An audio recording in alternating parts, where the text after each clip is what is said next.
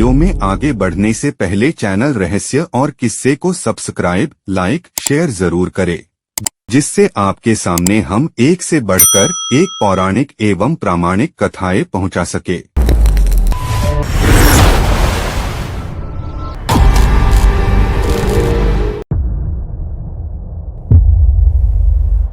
राजा परिमाल ने रुदल के जिद के सामने वो सारी घटनाएं बता दी जो हादसा रुदल के पिता और चाचा के साथ हुआ था। बीच में ही माहिल उदल को उस्काते हुए बोला, ये सभी घटना तुम्हारी माता दिवला को पता है, जाकर तुम उससे पूछो, वो शायद तुम्हें बेहतर बता सकती हैं।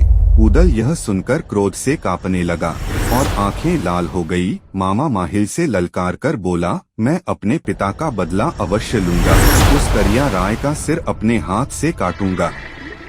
फिर उदल अपनी माता दिवला के पास गया और घटना की सच्चाई पूछा, सच बताओ, यह करिया राय कौन है? उसने हमारे पिता को क्यों मारा? अपने पिता की मौत बदला नहीं लिया तो हमारे जीवन को धिक्कार है।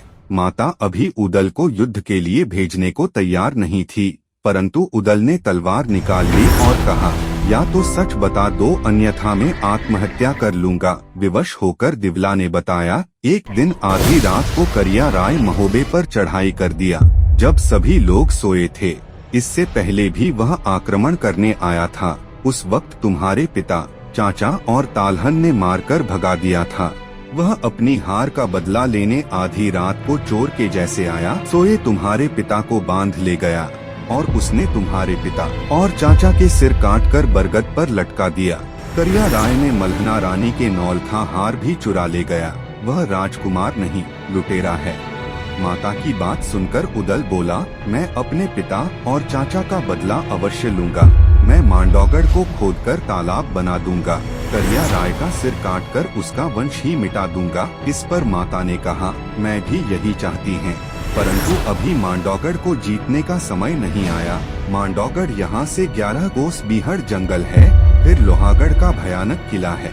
अभी तुम्हारी उम्र बहुत कम है। उदल बोला, जब से ये सब सुना है मेरे मन में आग लगी है। जब तक बदला नहीं ले लेता मैं आराम से बैठ नहीं सकता।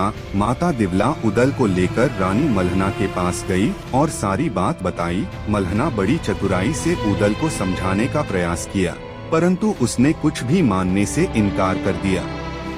तब रानी मल्हना ने विचार किया कि उदल को मांडौगढ़ जाने की अनुमति दे देनी चाहिए। रानी मल्हना ने उदल को अनुमति के साथ विजय होने का आशीर्वाद दिया। फिर माता दिवला उदल को लेकर आल्हा के पास गई। आल्हा और सैयद तालहन साथ बैठे थे।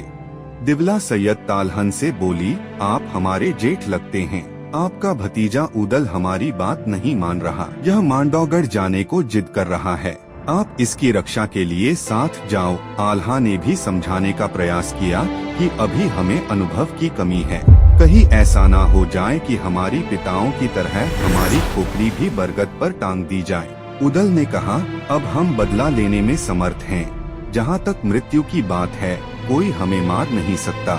जल्दी से कुछ फौज तैयार करो और मेरे साथ चलो, मांडौगढ़ पर चढ़ाई करना है। बैठे सभी के ओर इशारा करते उदल ने कहा, आप में से कोई जाना चाहे तो ठीक है, वरना मैं अकेला ही काफी हूँ। उदल की बात सुनकर मलखान ने कहा, चिंता मत करो, मैं तुम्हारे साथ चलूंगा।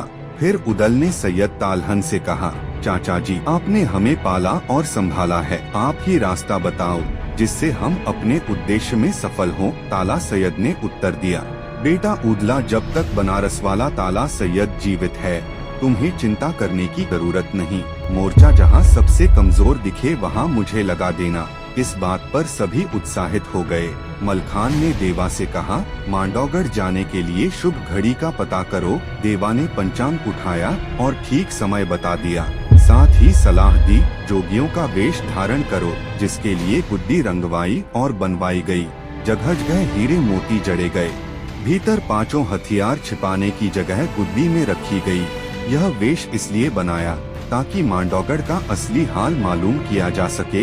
योजना बनाई, पहले महोबा में ही अलख जगाएं, माता दिवला और रानी मल्हना के सामने जाएं, देखें वे पहचान सकेंगी या नहीं। मलखान की यह योजना सबको भा गई। सैयद ताला ने सारंगी पकड़ ली, आल्हा ने डमरू उठा लिया, मलखान इकतारा बजाने लगा, देवा ने खंजरी बजानी शुरू कर दी, उदल ने बांसुरी बजानी शुरू कर दी। सब मंडली साथ चल पड़ी और तरह तरह के भजन राग गाने लगी। रानी मल्हना के दरवाजे पर अलख जगा दिया। दासी ने सूचना दी कि बड़े पहुँचे हुए जोगी आए हैं। मल्हना जोगियों को देखने द्वार पर आई। मल्हना ने उन्हें नहीं पहचाना और पूछा, जोगी कहाँ से पधारे हैं, भिक्षा में क्या लेने की इच्छा है। तब उदल ने कहा, माता धोखे में मत रहना, मेरा नाम उदयसिंह राय है। हम अपने पिता का बदला लेने मांडौगढ़ जा रहे हैं। माता मल्हना ने आशीर्वाद दिया। फिर सब लोग दिवला के महल पर जा पहुँचे। माता दिवला ने भी नहीं पहचाना। बोली, योगियों कहाँ से आए हो, बड़े सुंदर लग रहे हो, आज यहीं विश्राम करो और हमारा आतिथ्य स्वीकारो। तब उदल ने कहा, माता हम तो तुम्हारे ही पुत्र हैं, यह देखो चाचा सैयद हैं, इन्हें भी आप नहीं पहचान सकी। तब माता दिवला ने सबको टीका करके विदा किया, सबकी पीठ ठोंकी तथा आशीर्वाद दिया। माता दिवला ने भी मांडौगढ़ साथ चलने की तैयारी कर ली। फिर फौज तैयार कर लिया गया। तोपें, हाथी और घुड़सवार सेना तैयार युद्ध के लिए निकलने लगे। उदल सेना की अगुवाई करते सभी से बोले, आप सब हमारे भाई लगते हो, कोई नौकर चाकर नहीं हो। जिनको पत्नी से ज्यादा मोह हो वे हमारे साथ न चलें। सैनिकों ने विश्वास दिलाया कि हम पूरी तरह आपके साथ हैं। फिर भगवती जगदम्बे का स्मरण करके पूजन किया। भगवान शिव की जयकारा और कुल देवता मनिया देव को स्मरण कर राजा परिमाल के पास जा पहुँचे। राजा ने पीठ ठोंककर आशीर्वाद देकर सभी को विदा किया। उदल ने विजय का विश्वास दिलाया।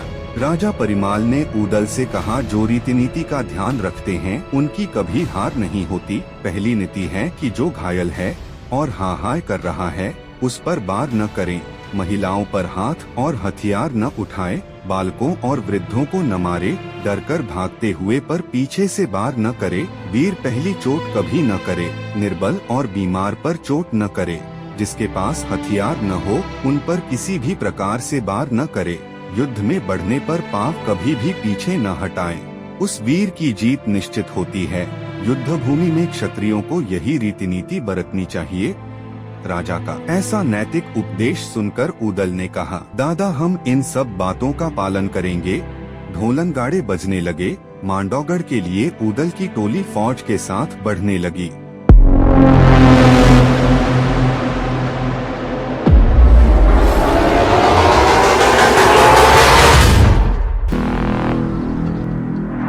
आगे की किस्से के साथ अगले एपिसोड में मुलाकात होगी। तब तक के लिए नमस्कार।